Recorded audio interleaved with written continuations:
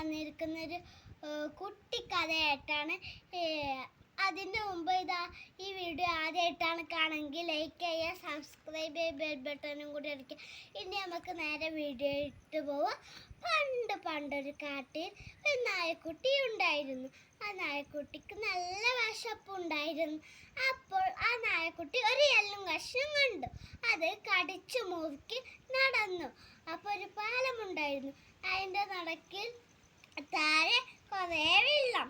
അപ്പോൾ ആ നായക്കുട്ടി ആ വെള്ളത്തേക്ക് തലയിട്ട് നോക്കി. അപ്പോൾ ആ നായക്കുട്ടിൻ്റെ അതേ രൂപത്തിലുള്ള നായക്കുട്ടി അവിടെ ഉണ്ടായിരുന്നു. അപ്പോൾ ആ നായക്കുട്ടി ബൗ ബൗ എന്ന് കുരച്ചു. ആ നായക്കുട്ടിൻ്റെ എല്ല് വെള്ളത്തിൽ വീണു. അപ്പോഴാണ് ആ നായക്കുട്ടിക്ക് മനസ്സിലായത് ഇത് എൻ്റെ ശരീരമാണെന്ന്. ഈ വീഡിയോ ഇഷ്ടപ്പെട്ടെങ്കിൽ ലൈക്ക് ചെയ്യുക, സബ്സ്ക്രൈബ് ചെയ്യുക, ബെൽ ബട്ടൺ കൂടി അടിക്കുക.